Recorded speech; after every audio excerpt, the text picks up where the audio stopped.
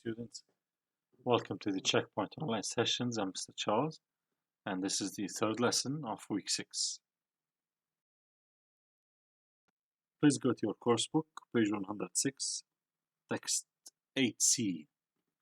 Let's read it together. At the beginning of February, Billy Ray Harris was a homeless man who spent his days begging from tourists in a plaza in Kansas City and washing in a public fountain. His family feared that he was dead. 6 weeks later, after an act of kindness that seemed tailor-made for American television, Mr. Harris sat on a sofa in the studios of the Today Show, about to be reunited with his siblings. Mr. Harris's decision to return a diamond engagement ring to a young woman who accidentally dropped it in his begging cup has earned him plaudits all over the world. This is a payoff, or a big payoff, he said yesterday, after his brother and 2 sisters emerged greeting him. Besides meeting his family for the first time in years, he now has a roof over his head, a job, and the expectation that he will become at least $186,000 richer, thanks to donations from 8,000 people around the world.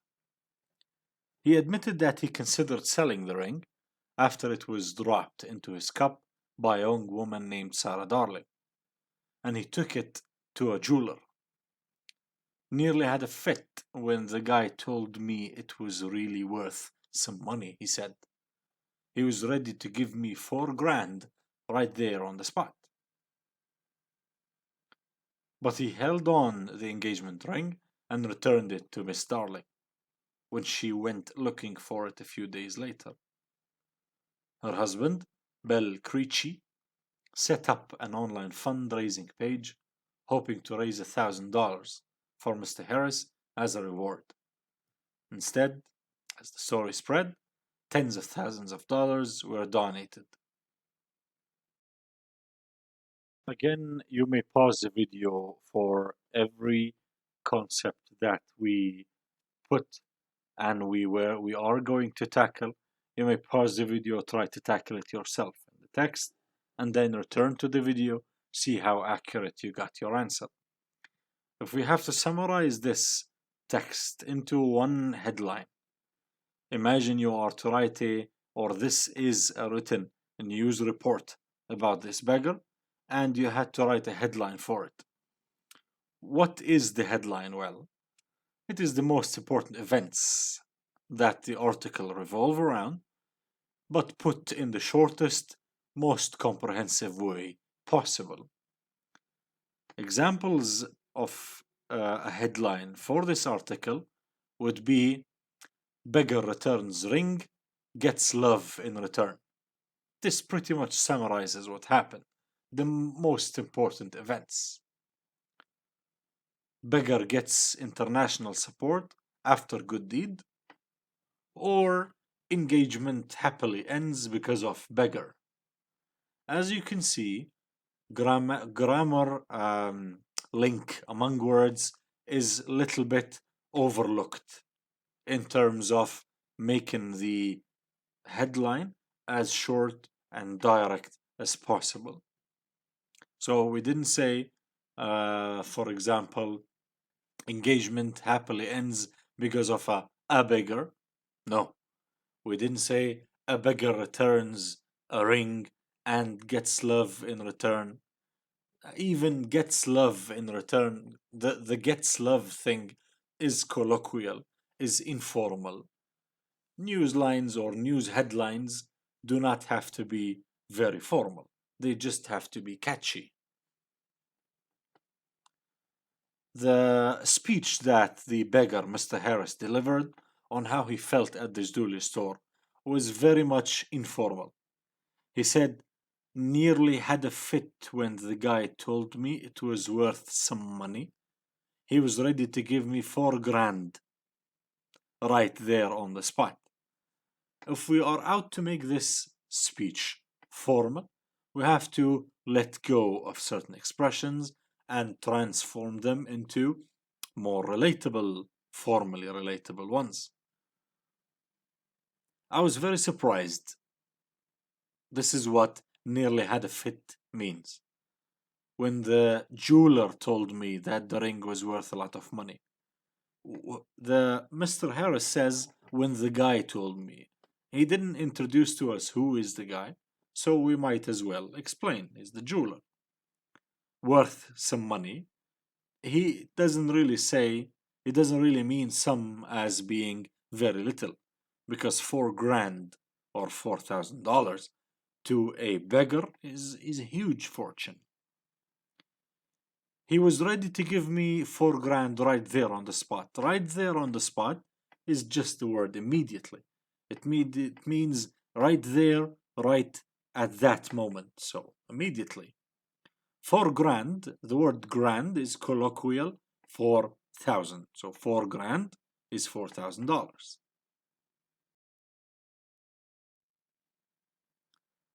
If we are out to say the article in a fictitious way rather than the news it is, how would we say it?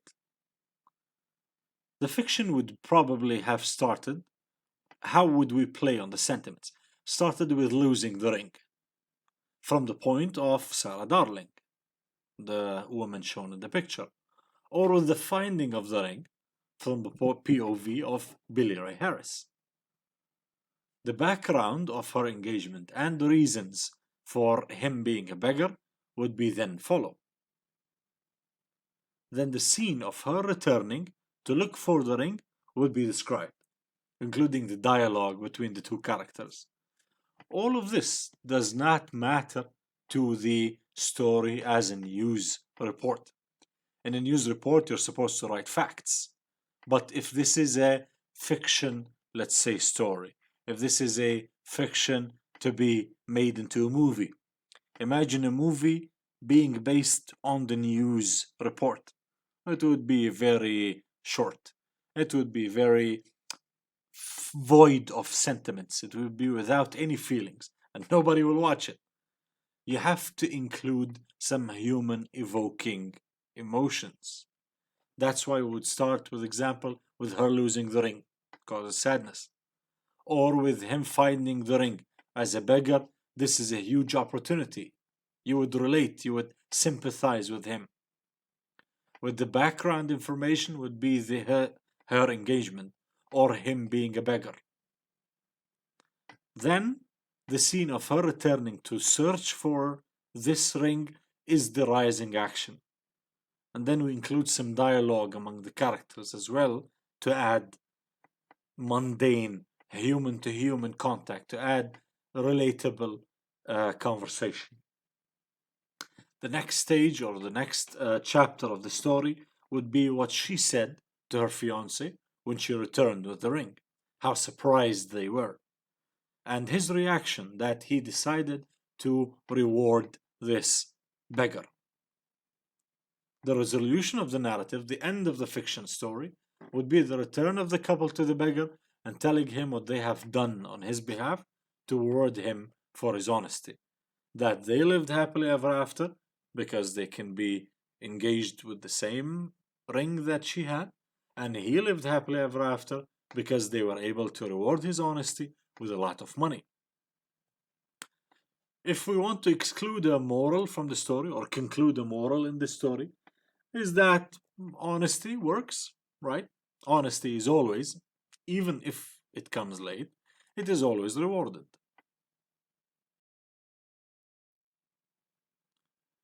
A girl flees from war-torn Mozambique to South Africa to her grandmother and siblings. Let's read the story together, page 107. There's a very big tent, bigger than a church or a school, tied down to the ground. I didn't understand that this was what it would be when we got there away. I saw a thing like that the time our mother took us to the town because she had heard our soldiers were there, and she went to ask them if they knew where our father was. In the tent, people were praying and singing. This one is blue and white, like that one, but it's not for praying and singing. We live in it with other people who have come from our country. Don't mind the existence of some commas. Some commas do not belong here. They are put for an effect of a continuous writing. And we will talk about this style of writing in a minute. But don't doubt your grammatical information. Sister from the clinic says we are 200 without counting the babies. And we have new babies. Some were born on the way through the Kruger Park. Inside, even when the sun is bright, it's dark. And there's a kind of whole village in there. Instead of houses, each family has a little place closed off with sacks or cardboard from boxes, whatever we can find, to show the other families it's yours and they shouldn't come in, even though there's no door and no windows and no thatch.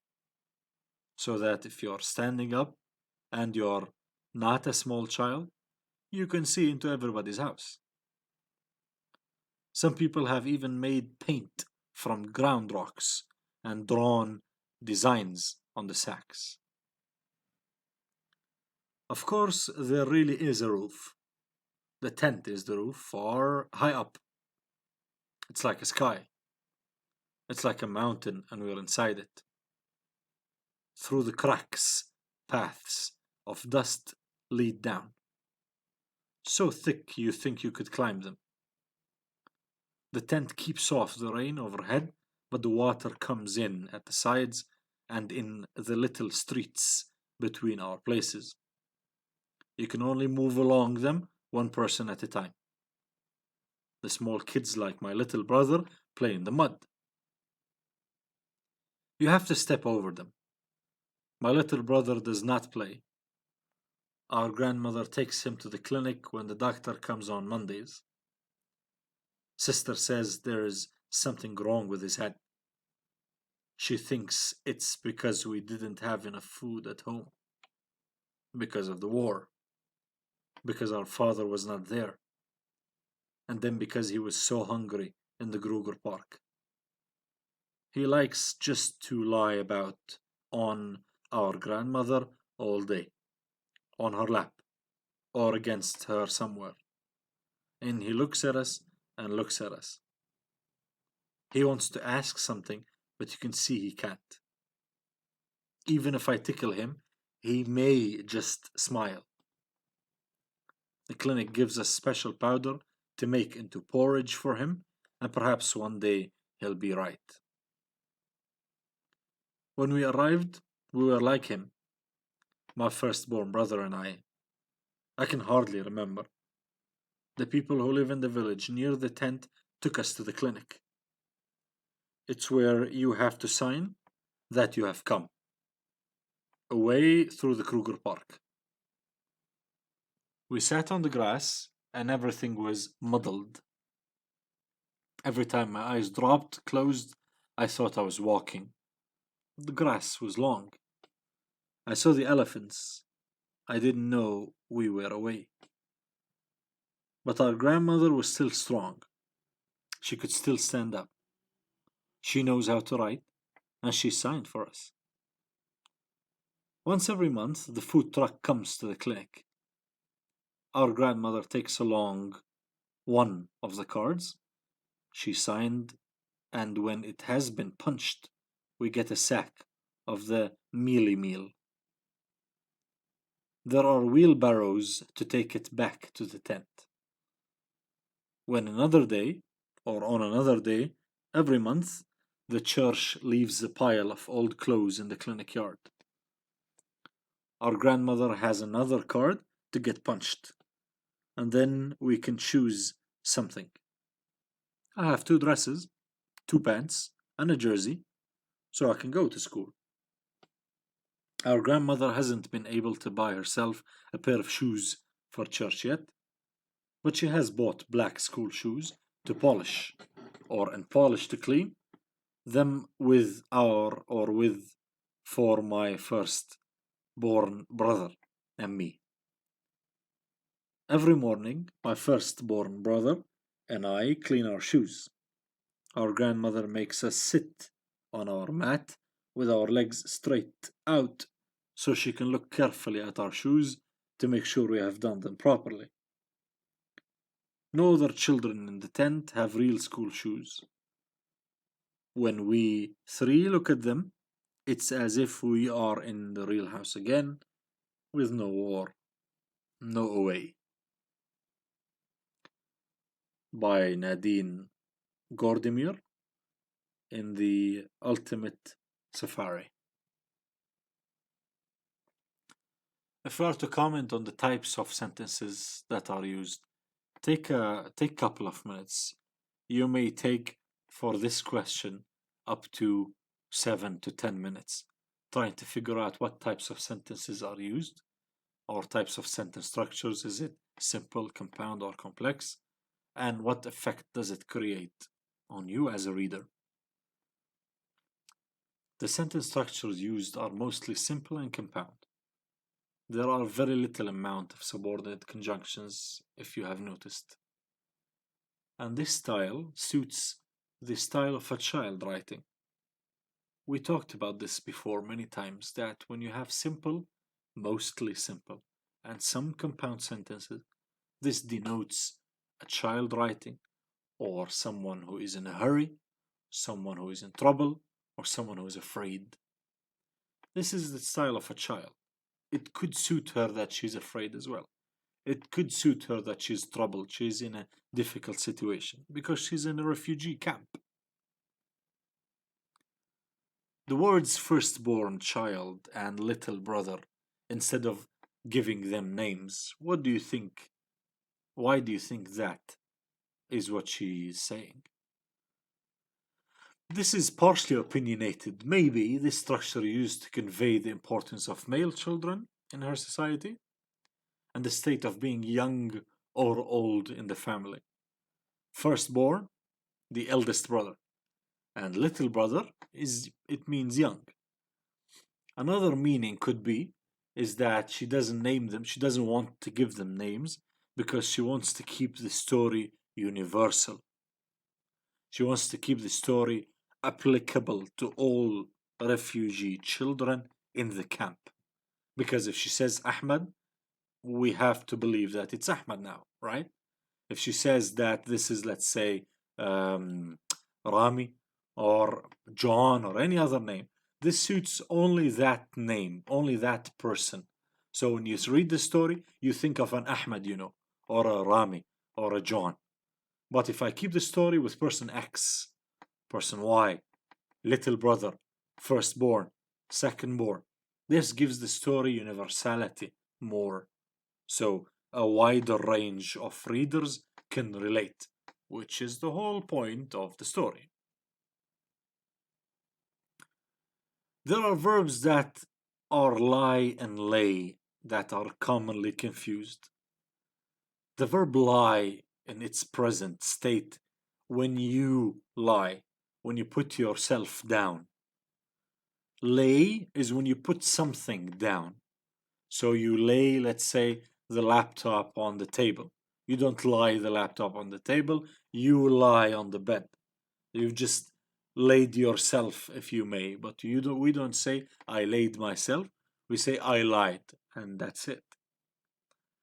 The past participle of lie is the same as the present participle of lay. It is lay. And the past participle, V3 of lie, is lain, as opposed to laid, which is the same as past simple for the verb lay. Present participle, lying, not to be confused with the not telling the truth verb, you may differentiate it from context, don't worry. And the present participle for lay is laying. So I am laying down the bottle, let's say, on the table, and I am lying under the tree. I am laying my body under the tree. and I'm laying the bottle, it means I'm putting the bottle. My body is laying under the tree, and the bottle is laid on the table. Past participle. Past simple, I lay, let's say yesterday, and I laid my books on my sofa, let's call it.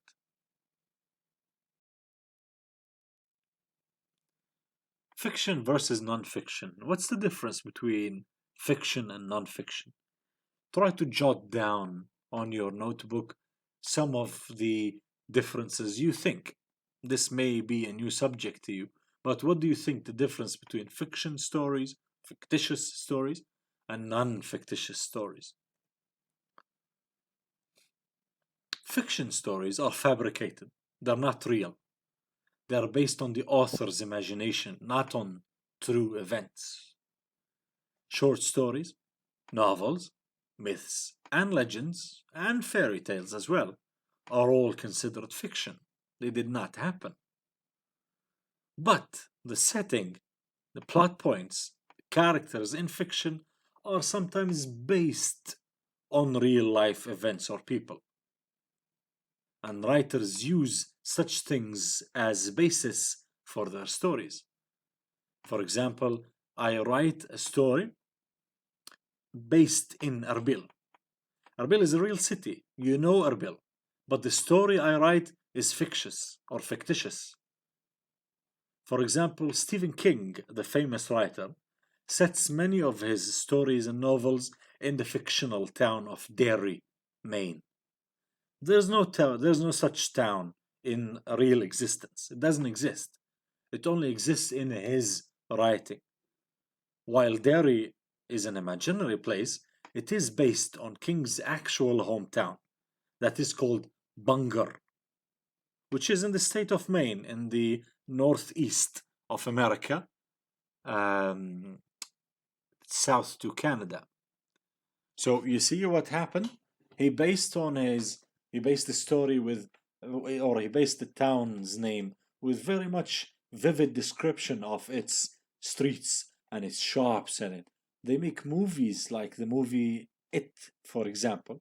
It's based in Derry, in the state of Maine, and it is of vivid description of all details in this town that really doesn't exist.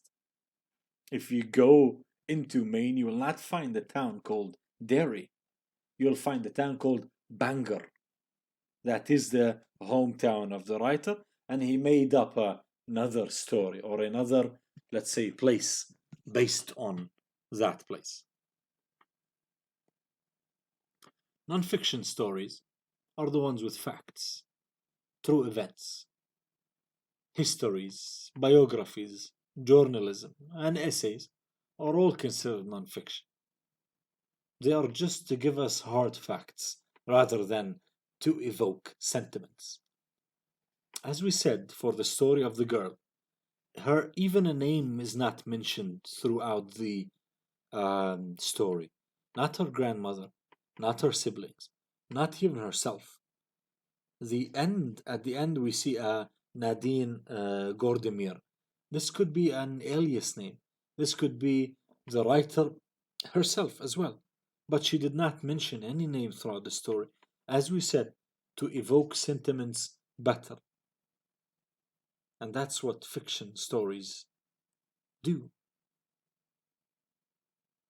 A non-fiction account would be specific to one real person, whereas the reader can identify with a fictional narrator, as we said.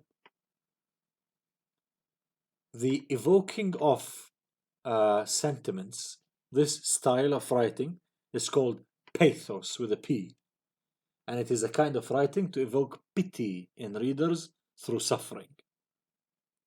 This could be done through famine.